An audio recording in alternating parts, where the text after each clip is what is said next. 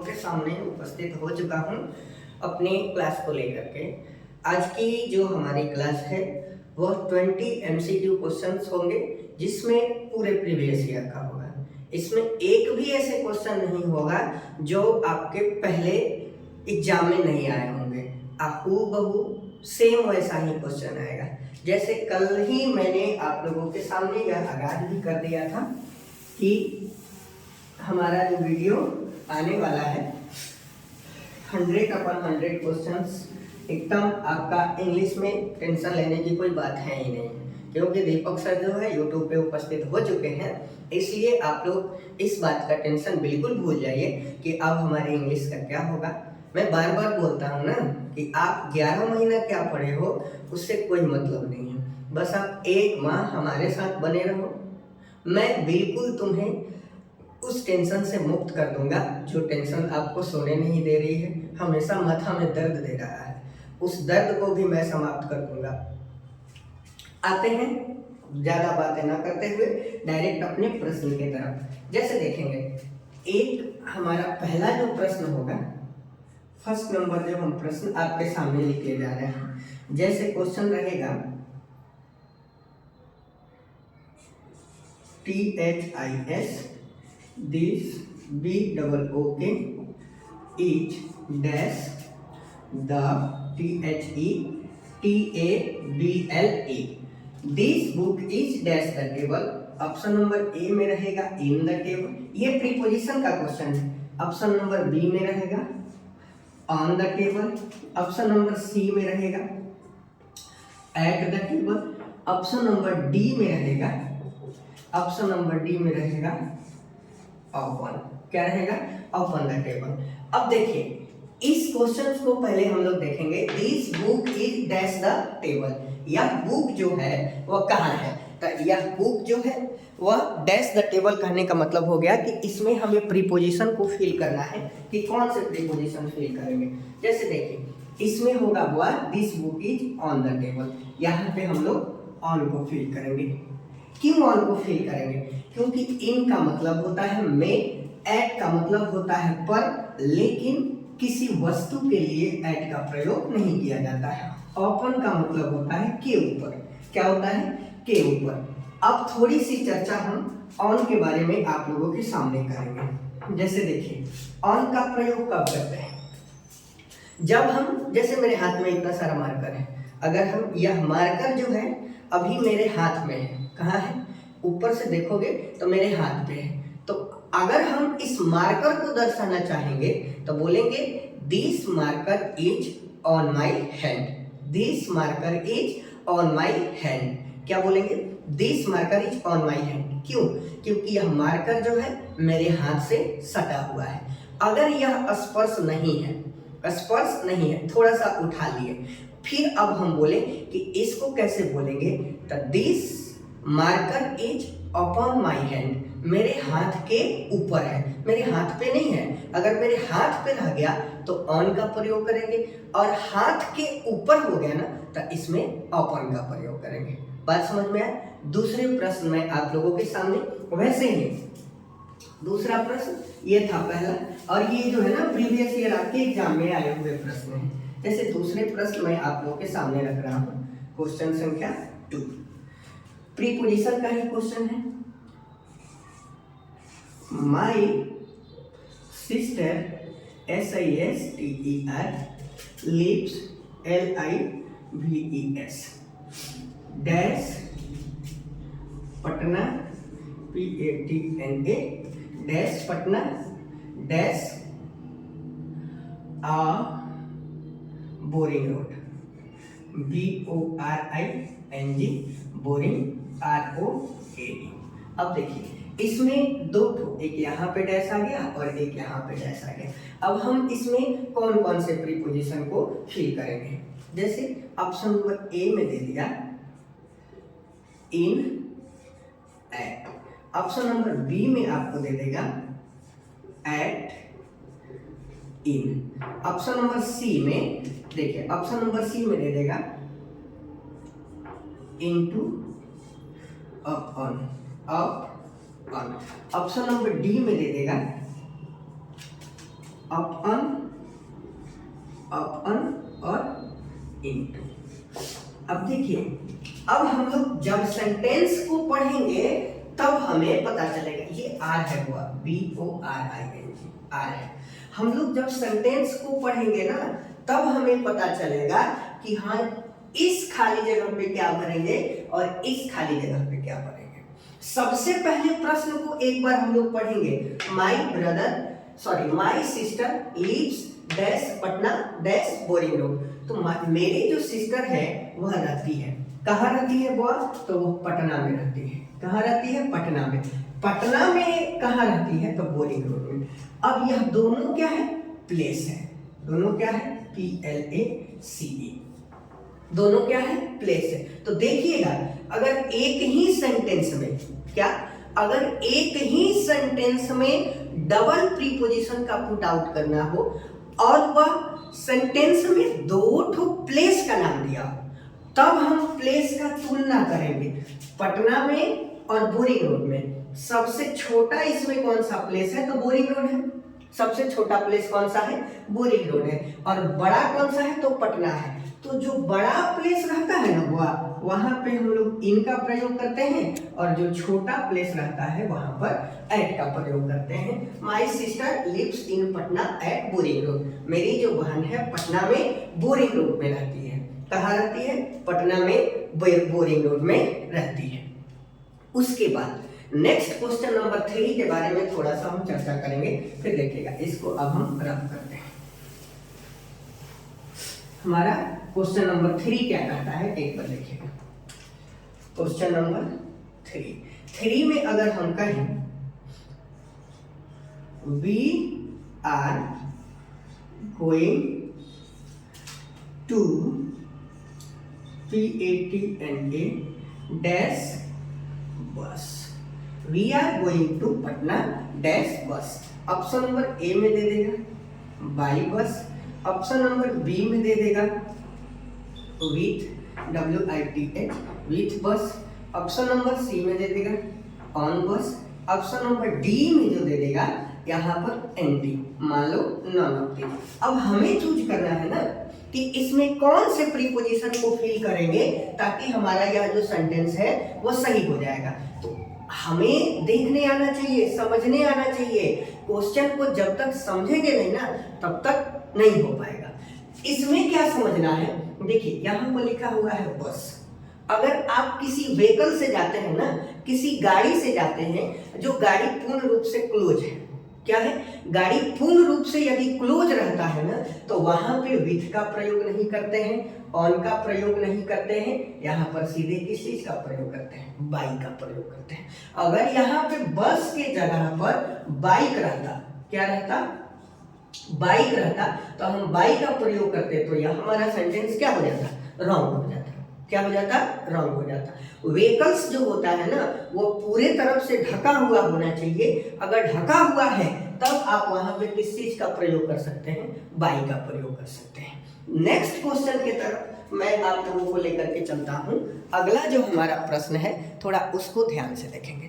Next हमारा प्रश्न है, एक बार इसको रब करते हैं।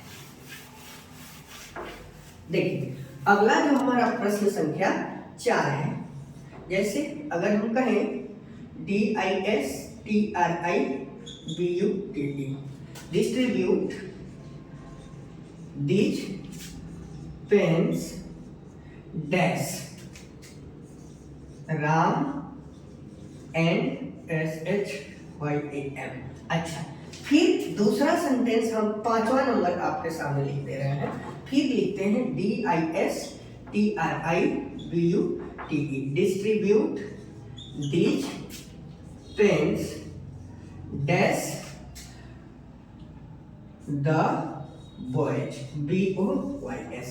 अब हम लोग चेक करेंगे, देखिए एक में हम ऑप्शन एक ही देते हैं, among AMONG between BET W double E N.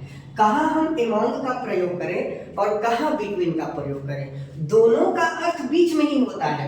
यहाँ पर हम एमॉन्ग लिखे हैं, इसका भी अर्थ बीच में ही होता है, बिटवीन लिखे हैं, इसका भी अर्थ बीच में ही होता है। लेकिन कंफ्यूजन ये हो जाता है ना हमको कि कहाँ हम बिटवीन का प्रयोग करेंगे और कहाँ हम इन का प्रयोग करेंगे। तो ये कंफ्यूजन आज के बाद आपका दूर, बिल्कुल आपका कंफ्यूजन दूर। आप सीधे बोर्ड पे अपनी नजर को दौड़ाइए।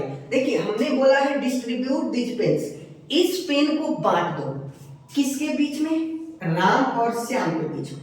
किसके बीच में, राम और श्याम के बीच में। फिर हमने बोला है distribute this pens dash boys, इस पेन को बांट दो, ये जितने भी पेन हैं ये सबको बांट दो लड़कों के बीच में। अब यहाँ पे बॉयज हमने बोला है तो हमें यह नहीं पता चल रहा है कि यह दो है कि दो से ज्यादा है।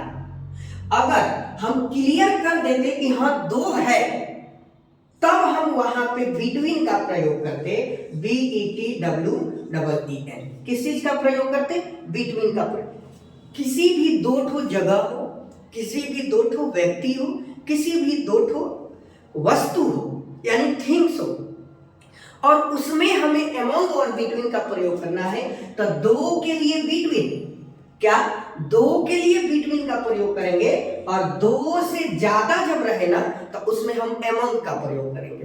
किस चीज का प्रयोग करेंगे, एमॉन्ग का। यहाँ पर बॉयज है, यह प्लूरल फॉर्म में है, दो से ज्यादा है, और दो भी हो सकता है लेकिन क्लियर हमें नहीं बता रहा है ना कि यह दो ही है। यहाँ पर तो सीधे दो ठो पर्सन का नाम दे दिया है कि राम और श्याम के बीच में आपको पेन को क्या कर देना है, बांट देना है। तो दो पर्सन हो गया तो बिटवीन, और पर्सन नहीं दर्शा रहा है, प्लूरल फॉर्म में है तो AMONG। किस चीज का फिल करेंगे, तो एमॉन्ग का फिल करेंगे। बात समझ में है। ऐसे ऐसे क्वेश्चन ज्यादातर हमें क्या कर देते हैं, फंसा देते हैं। फिर थोड़ी सी और हमारे साथ बने रहिए, अगला प्रश्न हम आप लोगों के सामने लिख करके देते हैं। जैसे देखिएगा नेक्स्ट हमारा प्रश्न है प्रश्न संख्या 6। हम कहें the frog FROG jump JUMPED dash the RIVER। प्रश्न नंबर हम 7 आपके सामने रखें। फिर अगर हम बोलें the boys are coming COMMING dash the ROOM room. प्रश्न संख्या 8 आपके सामने अगर हम रखें, जैसे TEACHER teacher is teaching TEACHING teaching dash the ROOM room. देखिए 8 प्रश्न संख्या 8, ये जितने भी प्रश्न है ना, मैं बार बार कह रहा हूं कि ये सारे प्रश्न आपके एग्जाम में आए हुए हैं, इसलिए आप थोड़ा सा मेरे साथ बने रहिए। मैं कह रहा हूं मैं कर रहा हूं the frog jump dash the river. अच्छा ये बताइए, कोई भी व्यक्ति जब ऊपर से जंप करता है, अच्छा आप नदी में जंप कर रहे हैं तो ऊपर की तरफ जंप कर रहे हैं कि नीचे की तरफ जंप कर रहे हैं, नीचे की तरफ जंप कर रहे हैं। वैसे ही यह फ्रॉग जो है ना, यह नीचे की तरफ जंप कर रहा है, और नीचे की गति को यदि हमें दर्शाना हो, किसको दर्शाना हो, नीचे की गति को यदि हमें दर्शाना हो, तो उसके लिए हम किस चीज का प्रयोग करते हैं बाबू, इनटू का, INT इनटू का प्रयोग करते हैं। किसका, इनटू का प्रयोग करते हैं। फिर अच्छा मान लीजिए प्रश्न संख्या 9 यहां पर रहता the monkey MONKEY jumped dash the tree। The monkey jump dash the tree. जब मंकी जो होता है वो कहाँ कूदता है, पेड़ के ऊपर कूदता है ना। कहाँ कूदता है, मंकी जो होता है वह पेड़ के ऊपर कूदता है, तो इसलिए यहाँ पे इनटू का नाम प्रयोग करके और कौन था, ऊपर के दिशा में, कहा ऊपर के दिशा में यदि हमें गति दर्शाना हो तो वहां पे हम इनटू का प्रयोग करेंगे, सॉरी वहां पे हम अपन का प्रयोग करेंगे। लेकिन नीचे की दिशा में कहाँ, नीचे की दिशा में यदि हमें गति को दर्शाना हो तो हम इनटू का प्रयोग करेंगे। जैसे मेढक जंप कर रहा है नदी में, तो ये जाहिर सी बात है नीचे की तरफ जा रहा है। फिर यदि हम बात करें, यह मंकी जो है यह जंप कर रहा है पेड़ पे, कहाँ, पेड़ पे, तो ऊपर की दिशा में अगर दर्शाना होगा ना तो अपन का प्रयोग करेंगे। लेकिन सेंटेंस नंबर 7 को देखेंगे। जैसे देखिए, इसमें कह रहा है the boys are coming dash the room, the boys are coming dash the room. यहाँ पे लड़का गति का काम कर रहा है, यानी गति दर्शा रहा है। तो यदि हमें गति देखने को मिले, अंदर जाने को मिले ना, तो वहां पे हम लोग इनटू का प्रयोग करते हैं। किस चीज का प्रयोग करते हैं? जैसे the boys are coming into the room, कहां आ रहे हैं? रूम में आ रहे हैं। अभी गति है, उस समय जब वह इंटर कर रहे हैं और उस मूवमेंट को हमें दर्शाना है ना, तो वहां पे हम इनटू का प्रयोग करेंगे। फिर देखिएगा, टीचर इज टीचिंग, टीचर पढ़ा रहा है डैश द रूम, कहां पढ़ा रहा है? तो रूम में ही पढ़ा रहा है। उसका गति कहां है? तो रूम में ही है। और हम टीचर को दर्शा रहे हैं, रूम के अंदर पढ़ा रहा है ना, तो वहां पे इन का प्रयोग करेंगे। किस चीज का? इन का। देखिए, रूम के अंदर एंट्री वाला बात आए ना, तो इनटू का प्रयोग करेंगे। बात समझ में आया? कहां कौन से चीज का प्रयोग करते हैं? ये जो था हमारे प्रीवियस ईयर का क्वेश्चन था, सेम वैसा ही सिमिलरली कल से चैप्टर वाइज चैप्टर आपको प्रश्न देखने को मिलेगा। आप बिल्कुल हमारे साथ वीडियो में बने रहिए। देखिए, मैं कहता हूं ना कि without hard labour you can't success in your life. If you will be think I will do next time, then you will be fail. So today is your better time, please start your hard work, otherwise your life is going in backward. किसी भी क्षेत्र में यदि आप मेहनत कर रहे हैं तो आप बेटर हैं, उसमें आपको सफलता मिलनी ही मिलनी है। लेकिन आजकल करके यदि आप टाल दे रहे हो ना, तो समझ लो आप खुद ही अपने जिंदगी को अंधकार की तरफ लेकर के जा रहे हो। इसलिए हमारी सुनो, तो आज से ही मेहनत करना शुरू कर दो। और इंग्लिश का बात है तो इसको छोड़ो, इसके लिए मैं हूँ। आप टेंशन मुक्त रहिए। वीडियो लंबा हो जा रहा है, इसलिए एक एक करके वीडियो में मैं फिर आपसे कल मिलूंगा। आज के लिए इतना ही। जय हिंद।